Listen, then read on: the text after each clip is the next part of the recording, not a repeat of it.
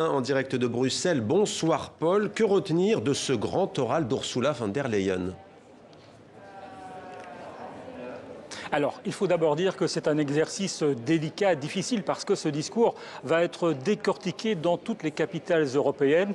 Et bien sûr, on dit qu'Ursula von der Leyen a beaucoup consulté. Elle a consulté les chefs d'État, mais également des experts, des personnalités de la société civile pour écrire son discours. Il y a un mot fétiche qu'elle adore utiliser et qui est revenu dans ce discours, c'est le mot résilience, c'est-à-dire la capacité à surmonter les choses, à surmonter les difficultés, et ce n'est un secret pour personne. L'Union européenne traverse une crise économique sans précédent. Alors, bien sûr, il faut sauver l'économie, mais Ursula von der Leyen a insisté sur le fait qu'il fallait en même temps sauver le climat, et elle a fixé de nouvelles ambitions beaucoup plus fortes pour l'Europe en matière climatique. Écoutez-la.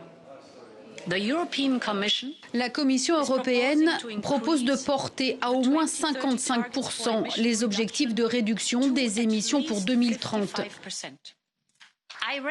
Je reconnais que cette augmentation de 40 à 55 est trop importante pour certains et insuffisante pour d'autres. Mais notre analyse d'impact montre clairement que notre économie et notre industrie peuvent y faire face. Et dites-nous, Paul, est-ce qu'elle a convaincu les députés européens ?